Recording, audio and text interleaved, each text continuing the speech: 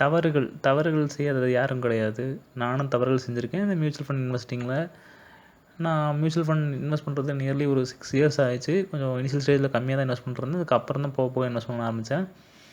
6 இயர்ஸில் நிறைய தவறுகள் பண்ணியிருக்கேன். அண்ட் தென் ஒரு 2 இயர்ஸ் 3 இயர்ஸ்க்கு அப்புறம் நிறைய தவறுகளை அதை சரி செஞ்சுக்கிட்டேன். அதனால் இழந்தது என்னென்னா, ஃபஸ்ட்டு 2 வருஷம் என்னோடய டைம் வேஸ்ட் ஆச்சு, என்னோடய மணி வேஸ்ட் ஆச்சு. அந்த தவறுகள் வந்து உங்கள்கிட்ட சொல்கிறதன் மூலம் உங்களுடைய டைமும் உங்களுடைய மணியும் சேவ் ஆகும். சில விஷயங்கள் அதை செஞ்சால் தான் அந்த தவறுகளை செஞ்சுட்டு அதுக்கப்புறம் திருந்தினா மட்டும்தான் சில பேர்த்துக்கு புரியும். அதில் ஒன் ஆஃப் த ப்ராடக்ட்ன்றது மியூச்சுவல் ஃபண்டும் ஷேரும் தான். ஏன்னா சில பேருக்கு அந்த பணம் போனால் தான், அதாவது ஒரு 1000 2000 சில பேர்த்துக்கு 10,000 சில பேர்த்துக்கு லட்சம். ஸோ அந்த பணம்லாம் போனதுக்கப்புறம் தான் சிலதெல்லாம் புரிய ஆரம்பிக்கும். அவங்க வந்து கண்டிப்பாக அதை பண்ணால் தான் புரியும். ஆனால் சில பேர் இந்த தவறுகளை முன்னாடியே தெரிஞ்சிருந்தால் எல்லாத்தையும் நான் பண்ணியிருந்திருக்க மாட்டேன் அப்படின்றவங்களுக்கு மட்டும்தான் இந்த வீடியோ. வழக்கம் போல் நம்ம யங் ஜென்ரேஷனுக்கு ஒரு புது கான்செப்ட்டு இல்லை ஒரு புரியாத கான்செப்ட்னால் அது மேலே இருக்கிற ஈர்ப்பு வந்து ரொம்ப ஜாஸ்தி. ஷேரு மியூச்சுவல் ஃபண்டுன்னு சொல்லும்போதெல்லாம் வந்து அது ஒரு ஈர்ப்பு எப்பயுமே இருந்து தான் இருக்கும். அது மற்றவங்க யாராவது பண்ணும்போது ஏன் நம்ம பண்ணக்கூடாது அப்படின்ற கேள்வி வரும். அது எனக்குள்ளே தான் எழுந்துச்சு. சேலரியில் ஏதோ கொஞ்சம் இருக்கிற சர்ப்ளஸில் ஒரு 500 இல்லை 1000 இருக்கிற சர்ப்ளஸை இதெல்லாவது ஃபிக்ஸ்டு டெபாசிட்டில் கூட இன்வெஸ்ட் பண்ணியிருக்கலாம். பட் ஃபிக்ஸ்டு டெபாசிட் இன்வெஸ்ட் பண்ணி தான் எனக்கு நிறைய சேவ் ஆகிருந்திருக்கும். பட் அதெல்லாத்தையும் விட்டுட்டு மியூச்சுவல் ஃபண்டில் ஷேரில் இன்வெஸ்ட் பண்ணணும் அப்படின்னா ஏன் முடிவு எடுத்தேன்னா, நிறைய பேர் வந்து அதை இன்வெஸ்ட் பண்ணுறாங்க, ஏன் நாம் இன்வெஸ்ட் பண்ணக்கூடாது? நிறைய பேர் அதை பற்றி பேசுகிறாங்களே, நாம் அதை ஆக்சுவலாக பேசும் பொருளாக இருக்கட்டும். அதாவது நானும் மியூச்சுவல் ஃபண்டில் ஷேரில் இன்வெஸ்ட் பண்ணுறேன் அப்படின்ற பேரில் தான் நான் ஸ்டார்ட் பண்ணேன். அதுதான் என்னோடய தப்பு. எனக்கு இது தேவை இல்லை, என்னுடைய பணத்தை சர்ப்ளஸ்ன்றது அது எனக்கு ரொம்ப தேவைப்படுற டைமில் வந்துட்டு அது மைனஸில் இருக்கும்போது ரொம்ப கஷ்டமாக இருந்துச்சு. பட் ஆனால் நமக்கு எது தேவையில்லைன்றலாம் தெரியாமல் மற்றவங்களாம் பண்ணுறாங்க அப்படின்றது நானும் பண்ணேன். அதுதான் என்னோடய மிஸ்டேக். ஒரு மொபைல் வாங்க போகணுன்னாலுமே இருக்கிறதுலே பெரிய பெஸ்ட்டான கம்பெனிஸ் என்ன கம்பெனி, அதோடைய ஃபோனுடைய என்ன கேட்டகரி, அதில் என்ன ஸ்பெக் இருக்கோ அந்த ஸ்பெக்கில் எது பெஸ்ட் அப்படின்றதான் தேடுவோம். அதன் அடிப்படையில் நானும் மியூச்சுவல் ஃபண்ட் வந்தது புதுசில் இருக்கிறதுல best company and then best fund manager, even வந்து மியூச்சுவல் ஃபண்ட் போடுற எஸ்ஐபி டேட்டில் எது பெஸ்ட்டு அப்படிலாம் தேடினேன். எஸ்ஐபி கொடுக்குற டேட்டில் எது அதிக ரிட்டர்ன்ஸ் கொடுத்துருக்கு, லாஸ்ட்டு 5 இயரில் எது பெஸ்ட்டாக பண்ணியிருக்காங்க அப்படின்ற எல்லாத்தையும் பெஸ்ட்டுன்னு தேட ஆரம்பித்தேன். நான் செஞ்ச 2வது தவறு இது தான். எல்லாத்துலேயும் பெஸ்ட்டுன்னு தேட ஆரம்பிச்சதுக்கப்புறம் ஒரு வருஷம் கழிச்சு தான் தெரிஞ்சது மியூச்சுவல் ஃபண்ட்லேயும் ஈக்விட்டிலையும் பெஸ்ட்டுன்னு ஒன்று கிடையாது. பெஸ்ட்டுன்ற விஷயம் எல்லாத்துலேயுமே சரி, மியூச்சுவல் ஃபண்ட் அண்டு ஷேர்லேயும் சரி, மற்ற விஷயத்துலையும் சரி, பெஸ்ட்டுன்ற விஷயம் கீப் ஆன் சேஞ்ச் ஆகிட்டே இருக்குன்றதை கற்றுக்கிட்டேன். இனிஷியலில் சர்ப்ளஸ்ஸு இன்வெஸ்ட் பண்ணுறதுக்கு அப்படின்னு எடுத்து வச்ச அமௌண்ட் வந்து 2000 2000 வந்துட்டு நான் பெஸ்ட்டு தானே சூஸ் பண்ணுவேன். ஸோ ஆட்டோமேட்டிக்காக ஒவ்வொரு கேட்டகரியிலையும் ஒவ்வொரு பெஸ்ட்டு சூஸ் பண்ணேன். அதாவது large cap, mid cap, multi cap, value ஃபண்டுன்னு சொல்லி 4 கேட்டகரி சூஸ் பண்ணேன். ஏன்னா நான் 4ல் எதுவும் ஒன்று போனாலுமே மிச்சம் 3 இருக்கும்ல. மியூச்சுவல் ஃபண்டே மொத்தம் சினாரியோவே இப்படி தான் ஒர்க் ஆகுது. ஒரு 100ல் ஒரு ஷேர் வந்து ஏதோ ஆனால் கூட மிச்சம் 99 ஷேர் வந்து நல்ல ப்ராஃபிட் கொடுக்குமேன்ற ஒரு இஷ்யூ தான். பட் அதையும் தாண்டி அது எனக்கு தெரியும். பட் இருந்தாலும் மியூச்சுவல் ஃபண்ட் வந்து லாஸ் ஆச்சுன்னா, ஸோ அந்த ஃபண்டு வந்து பர்டிகுலர் ஃபண்டு லாஸ் ஆச்சுன்னா மிச்சம் 3 ஃபண்டும் இருக்கும்ல அப்படின்றதுனால ஒரு சாமானியனோட நினைப்பு தான். ஸோ 4 ஃபண்ட்லேயும் சூஸ் பண்ணி இன்வெஸ்ட் பண்ண ஆரம்பித்தேன். இதுதான் நான் பண்ண 3வது தவறு. அதுக்கப்புறம் தான் தெரிஞ்சது, ஒவ்வொரு மியூச்சுவல் ஃபண்டோட போர்ட்ஃபோலியோ எடுத்து பார்க்கும்போது தெரிஞ்சது, நான் 4 ஃபண்டு வாங்கியிருக்கேன்னா அந்த 4 ஃபண்ட்லேயுமே மேஜராக அவங்க இன்வெஸ்ட் பண்ணுறது ஒரே கம்பெனிஸ் தான். HDFC இருக்கலாம், ரிலையன்ஸாக இருக்கலாம்.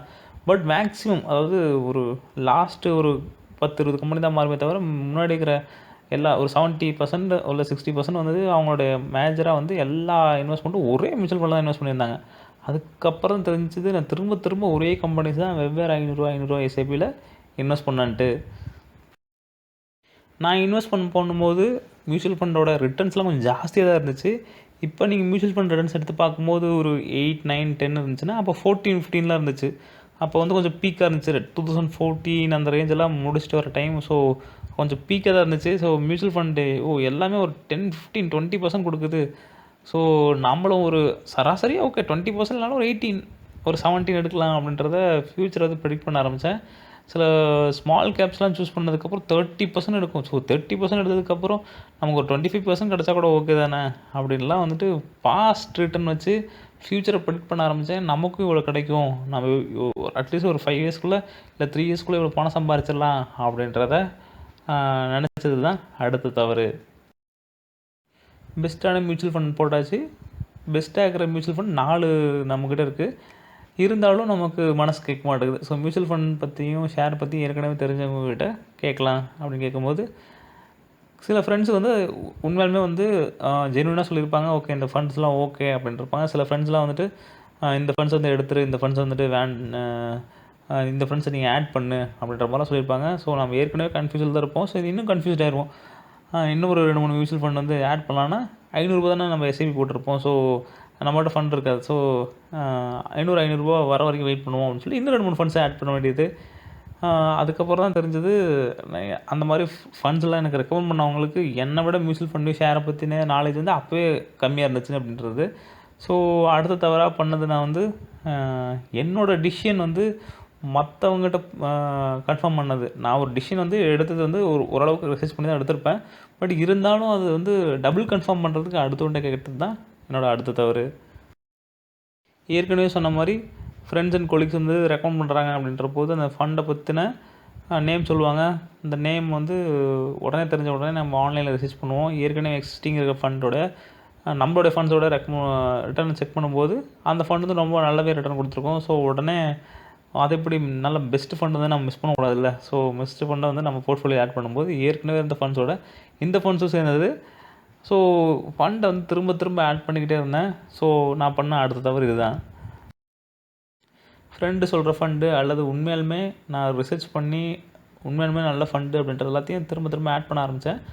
ஆட் பண்ணும்போது உண்மையாலுமே கண்டுபிடிக்கும் போது இது ராங் ஃபண்டு, ராங் சாய்ஸாக நான் சூஸ் பண்ணிட்டேன் அப்படின்ற போது அந்த ஃபண்டை வந்து விற்காமல் அப்படியே போர்ட்ஃபோலியோவில் வச்சுருந்தேன். ஸோ இப்போ இருக்க பெஸ்ட்டு ஃபண்டாக ஆட் ஆகிட்டே இருக்குது, எக்ஸிஸ்டிங் இருக்கிற ஃபண்ட்ஸும் இருக்குது. ஸோ ஒரு ஒரு மியூச்சுவல் ஃபண்டுன்றது அதுவே ஒரு மியூச்சுவல் ஃபண்ட் மாதிரி ஆகிடுச்சு. ஒரு 100 ஷேரை வந்து வாங்கி வைக்கிறது தான் மியூச்சுவல் ஃபண்டுன்றது. ஸோ மியூச்சுவல் ஃபண்டே நான் ஒரு மியூச்சுவல் ஃபண்ட் வச்சுருந்த நிலைமைக்கு போயிடுச்சு. ஸோ